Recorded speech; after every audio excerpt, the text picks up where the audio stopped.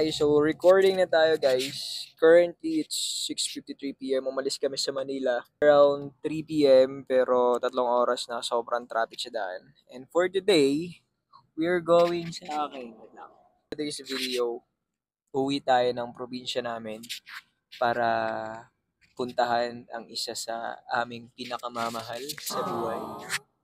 And yeah, abangan nyo na lang kung sino yun. And I hope this trip is gonna be a good trip. So yeah, that's for it. Update na ako. Bye.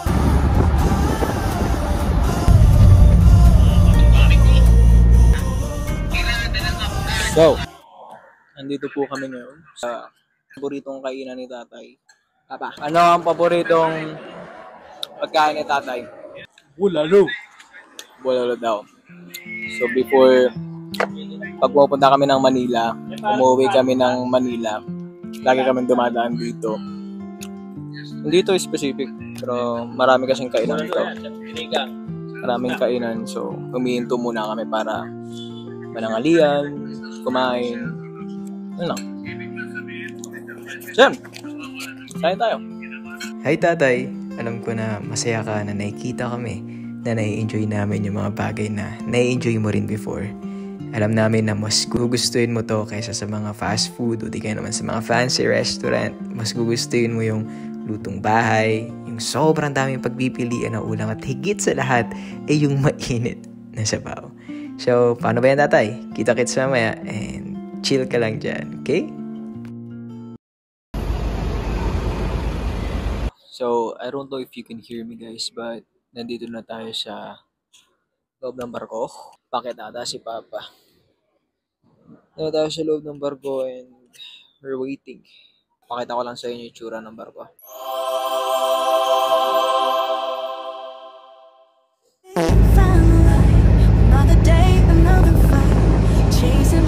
Today is September 11 at dadalawin natin ang isa sa pinakamahal namin sa buhay later. But right now, papakita ko muna sa inyo ang aming bakuran. This is our mini manukan. Look at that, there's a lot of chicken. Maputik lang kasi tag-ulan. Ayan. Okay, so for today's agenda, magpapakain tayo or magpapatuwa tayo ng manok gamit ang bigas. Wala kasi umahanap na pictures, so ito na lang. Let's go!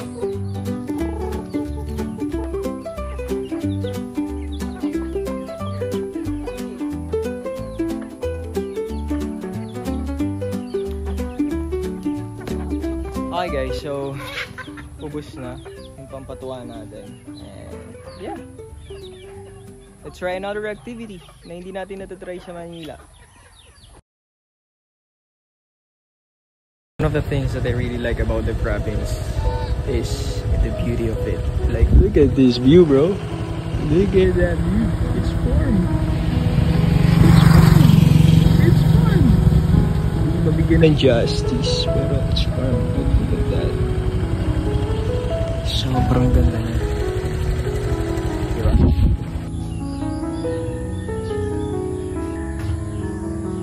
Okay, so nasa pinaka-highlight na tayo ng ating journey. It's been 2 years since nawala ang tatay dahil sa sakit na lung cancer. And almost 2 years na rin ako bago makauwi dito sa province namin. Hello tatay, nandito yung pinaka-pogi mong apo. Pasensya na po kung ngayon lang ulit ako nakadalaw.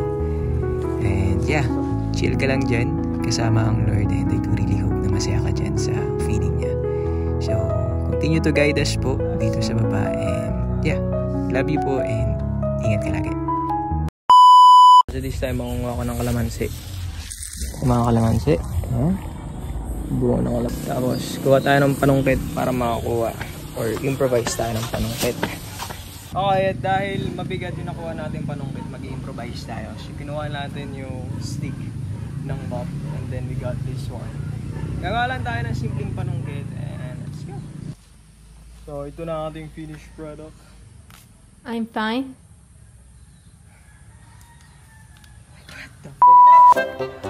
Okay guys, I tried everything to make this work pero hindi talaga gumana yung panungkat natin. Like unang gamit pa lang nasira siya agad. Kaya ang ginawa ko, inakit ko na lang yung puno para makuha ng kalamansi. Okay, so nakakuha na tayo ng kalamansi.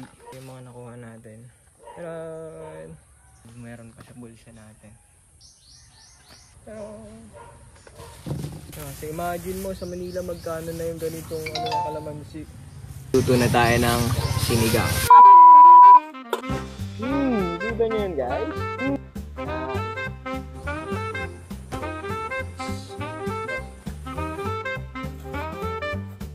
Sinigang. You know what?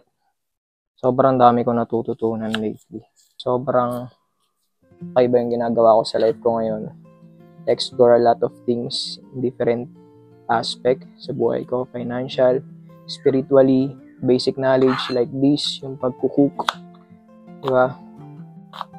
Wala lang, sobrang saya lang na enjoyin yung oras na meron ako habang naghihintay pa ako. So, enjoy your life while you can habang malakas pa kayo kasi hindi niya magagawa yan kapag matatanda na kayo. So, meron tayo ditong sibuyas, meron tayong kamatis, meron tayong siling haba. Ito yung isda natin. Hugasan ko lang to and then lagay na natin dun sa pinapakuluan natin tubig. Let's go!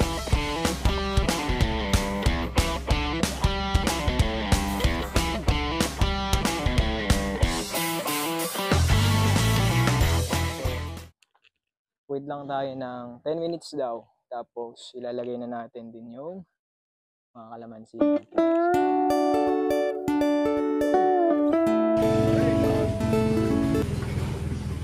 So, tapos na ang ating sinigang. Sobrang sarap.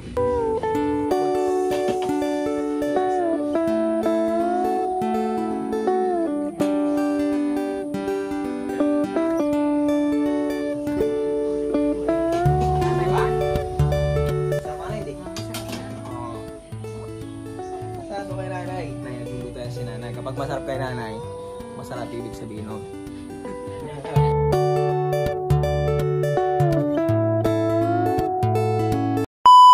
Sabi guys, pupunta kami na. Saan nga pupunta pa? Torreos. Pupunta siya ng Torreos kasi kukuha siya ng papers. May inahabol siyang principal. Ibil. Pagkatapos nito, with our surrounding guys, sobrang sarap.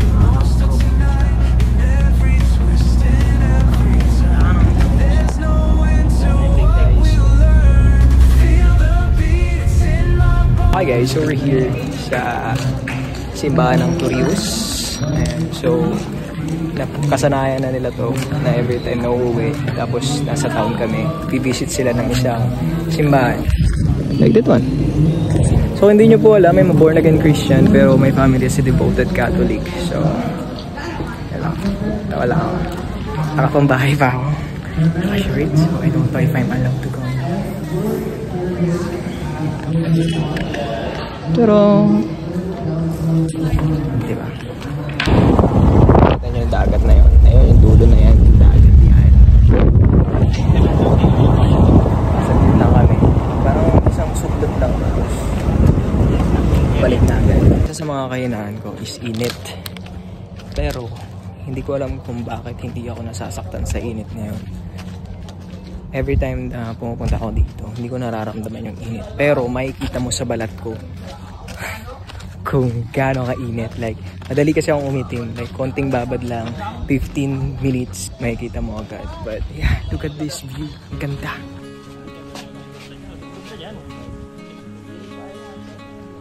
Look at that. This looks fresh, bro. Look at that. Guapa. Charanda. I was really planning to go to swim, pero sobrang init guys. Hindi ako maliligo. Okay na itong pagpapainit na to. 5 minutes, 3 minutes is enough. Go na. Let's go. May mababa yung mga binili mo. Mga nakla. Anong tawag ito? Yung parang mga... Yan o. Ito po, mga manakla. Ayan. Sariwa, sewage. Lato. Lato. Hindi na kami naglangoy kasi sobrang init. Ang gagawin is uwi na lang kami. Tapos alis na rin kami. Ano, wala na araw. Mamaya mabalik na naman yan kapag bento na kita. Yung mga tuyo. Lipat natin. Tapos na po. Tapos na ang ating mga gagawin dito. Okay guys, so I will end the vlog here. Look at the view, bro. It's really nice. No, sobrang sarap lang sa pakiramdam na nakauwi ako. Sobrang sarap sa pakiramdam na alam mo yun, nakapagbakasyon ka ng konting-konting araw lang naman, ano, na wala kang ibang iniisip. And yeah, I do really hope na maulit to. Mas madalas na maulit pa. So I really hope that you like this video. If you like this video, please give us a thumbs up and share to your friends so that every time I post a new video, lagi kayong updated. That's it for today's video. God bless everyone and chill. Bye-bye! Tatawa, suot yung stream deck. Wait. I'm gonna turn. Touch the